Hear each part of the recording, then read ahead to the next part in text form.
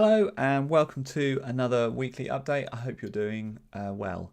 Lots of things to get through this week. Still surprisingly busy as we kind of head towards Christmas and the end of the year.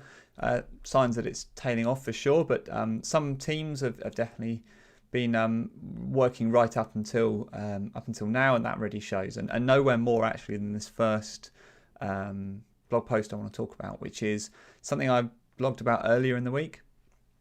Around Bot Framework Composer. So the Bot Framework Composer has a new release, 1.3.0, and it's got loads of new features in it. I was really surprised actually at quite how many things are in 1.3. So there's a few things. So there's something called Orchestrator, which is in preview. It's it's like an alternative way to consume language understanding stuff. If you've got multiples of like Q&A maker, you've got Lewis, and you might have multiple Lewises, you might have multiple Q&A makers. Orchestrator should help route that user input nicely without you having to kind of write all that code from scratch. Something I need to dig into. I don't have an awful lot of detail about it. I just know that it's new and it's in preview and it's in 1.3. Haven't had the time to really dig into it, so that's kind of exciting. I'm putting it on my list for things to look at, maybe over Christmas, probably into 2021. Some other things that caught my eye out of the release notes, and this, by the way, is by no means everything that's in 1.3, so you should definitely go and check it out. But these are just the things that kind of caught my eye as I was looking through the release notes. The ability to add, built into Composer for provisioning Azure resources and publishing bots. I think that's really interesting. I obviously talk to a lot of people who are building bots for the first time, and it's always a little bit of a sticking point, that kind of like, I built the bot and it works locally, right? How do I get it up to Azure? If I don't really know what Azure is and I don't know what I'm doing, then it can be a bit of a sticking point. So it's great to see that this process is easier. So anything built into Composer to help with publishing bots out to Azure is a really good thing. And then kind of also new, also big, this would be a release by itself normally. Package Manager, also in preview. This sounds really interesting. Again, haven't had any chance to dig into this because it's just Bot 1.3 has just come out, so haven't really had the chance to dig into this yet. But yeah, a native package management built into Composer using I don't know, NuGet and npm, I think maybe, or it's like that, I'm not really sure. But anyway, it allows users to find and install packages of pre-built features. So that might be custom actions, it might be some dialogues that are customizable, might be templates, whatever else it is. Yeah, so that's good for discoverability because again, if you're coming to this for the first time, you might not know that all these things exist. These templates are available to you, that the community resources that exist that are really, really good, you might not know that they exist. So having anything that surfaces that stuff, I think, in the UI of the Composer is great. Interesting note as well that this release 1.3 comes with telemetry. So that's not telemetry of your bot. It's telemetry to the Bot Framework team about how Composer is used. So it's an optional switch. You get prompted when 1.3 first starts. You can opt into telemetry or not, and you can change that settings as well in the settings. For what it's worth, if you've got no reason to turn it off, why not keep it on? Because it gives the framework team loads of really good feedback about how Composer is being used, and that will just mean that Composer gets better over time. So for me, it's worth putting on. So yeah, just one to be aware of. And I've got a blog post that goes through basically all of the things I've just said, but also the update process, what it looks like, and all the rest of it. So it should be hitting, if you've got Bot Framework Composer already, it should auto update, so you don't need to do anything to go and get it. Just be aware you'll probably see it next time you load, but it's definitely worth going and checking out those new features as well. Also this week, another blog post I did around Microsoft 365 patterns and practices team. So the patterns and practices team in 365 is it's made up of both Microsoft employees and community members, and the idea is really to provide stuff for the community to help people build better.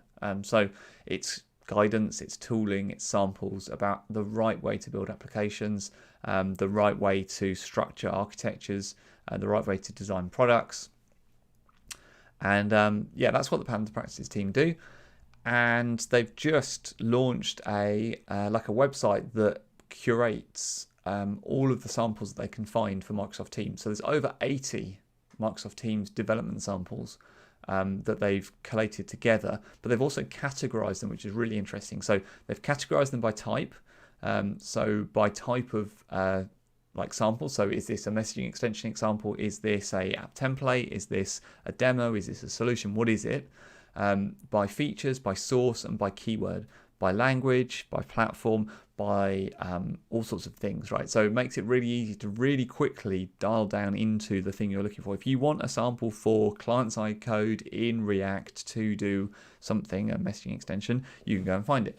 If you need that code for server-side bot framework to do something in a bot, you can go and find it, right? That's the idea, to make it really easy to quickly get down to what it is you need to go and find. So really, really nice to see. This is not a static kind of dropped from the sky, here are all the samples. It's supposed to be a living thing. So it'll get better over time, but also if you have samples that you are aware of or you've built that you want to add to this repository, you can absolutely do that. The team are welcoming contributions. I'll put some links in the blog post as well. Similarly, if you came here looking for a sample and you didn't find what you were looking for, they want to hear about that as well. They want to know where the gaps are in the samples. So yeah, you can tell them that as well. And who knows, somebody might actually go and build exactly the sample that you need. So really, really great resource, really, really good to see. I'm going to be using this a lot. I'm going to be telling everyone I know about it. It's a great place to go and get all these developer samples all in one place. Okay, so again, coming to the end of the year, you'd think people would be slowing down, but again, another big announcement of a new kind of version bump. And this is from the Microsoft Graph Toolkit team, and they're announcing general availability of Microsoft Graph Toolkit 2.0. So what's new in 2.0? So there's some new packages for things like the big ones. So if you use React, there's a wrapper for the Graph Toolkit. So that's really nice. So kind of exposes all the components in the Graph Toolkit as React components. So that's really cool. Just obviously just install it and then import, literally like you can import a Microsoft Graph person from React and then just use it in JSX wherever you want to as, you know, just like a regular React component. So that's really powerful. For everyone, there's a new person card 2.0. It's completely redesigned. It's much richer. It includes some of the new profile information stuff, so skills and interests, the org chart, relevant conversations, files shared between the sign-in user and this person. Really, really rich card now. And you get all that for free just by putting the person card in from the toolkit into your application. So this is really, really powerful. It's a really fully featured card actually. So definitely going worth upgrading. If you've got a people card in your application, it's worth upgrading to this just for that because it makes it so much more useful as well. They've created a new to-do component. I think I've talked about this before in previous updates. But yeah, there's a new kind of to-do component that uses the kind of all the new APIs, brand new component for that.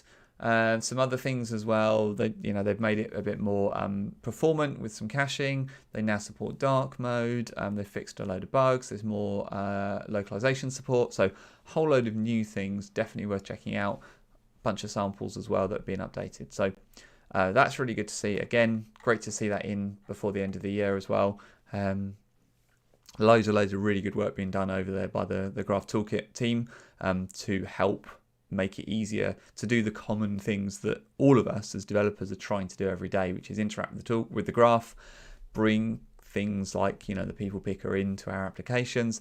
These are things that everybody is doing, so it's great that they're helping us do that, giving us reference samples and taking some of the work, the repetitive work that otherwise we'd all have to be doing in creating kind of people kind of displays and all that sort of stuff. So that's great.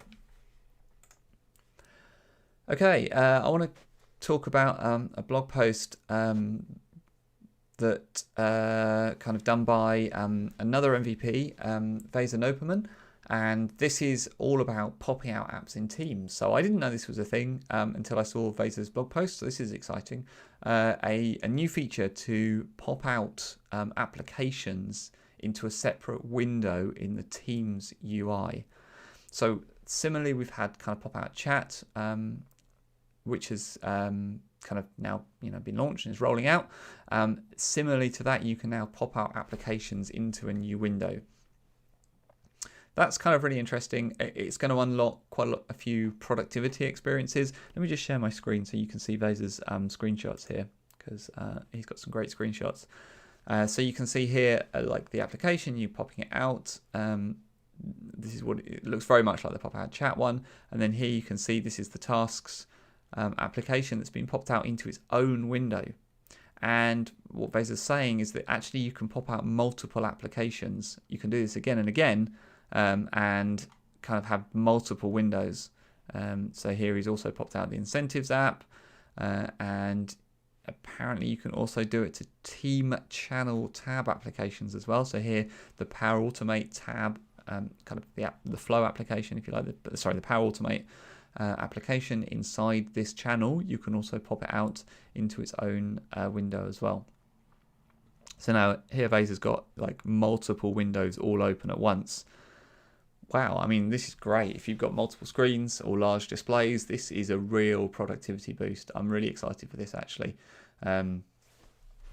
Again, what we're seeing is this is a really good reason kind of to take your Power Automate applications, take your Power Apps, package them as Teams apps and get them in here as the way to distribute them to users, because you can, this means that like one of the pushbacks we were having from users is like, if I put everything through Teams, I can only look at one pane at a time, and it's quite hard. I'm moving around in Teams and I'm context switching. The whole point of bringing applications into Teams was to reduce context switching. So this is really, really good to see. So really exciting. What Vaser also says, from the Windows taskbar, you can also see all of these applications and you can jump to them. Really nice. Makes me wonder, actually. I think that we might see a change to the Alt-Tab experience in Windows. So right now, the Alt-Tab experience in Windows has evolved so that you cycle through tabs in your Edge browser as well as applications. I would not be surprised to see you be able to cycle through windows inside your Microsoft Teams application using Alt-Tab as well. So that's my prediction. We'll see how it kind of pans out. But yeah, for my money up, that's kind of just popped into my head as I was looking at Vaser's screenshots here. But yeah, no, this is a great blog post. You should go and read Vaser's blog post as well for all the detail on this. Yeah, really interesting to see. And finally, other thing I just want to tell you about is this blog post, which kind of follows on from there a little bit, actually, because it talks about how to bring together SharePoint information, things like sites, lists, pages, bring them into tabs in Microsoft Teams. So very much ties in what we've just been seeing about making those tabs pop-outable. This is just a kind of a reminder. There's several updates happening within Teams to support SharePoint workloads. So making it better and easier to do things like bring SharePoint assets into Microsoft Teams. And that's kind of covered in this blog post with some change that they're making. They've got some roadmap items that they're working on right now to teamify SharePoint content. That's worth a read. So if you have lots and lots of SharePoint content, let me share screen again. So if you've got lots of SharePoint content, it's worth looking at this just to see how this is changing and improving as they're adding these features. You'll be able to pin resources as tabs in Teams so that they show up in Teams in the right place. They're beautifully rendered, just like they would be in SharePoint as well. So that's good to see. So if you, like I say, if you have a lot of SharePoint content, it's worth just making sure you are completely up to date with all the different ways in which you can bring it into Microsoft Teams, because as this graphic illustrates, Teams and SharePoint better together.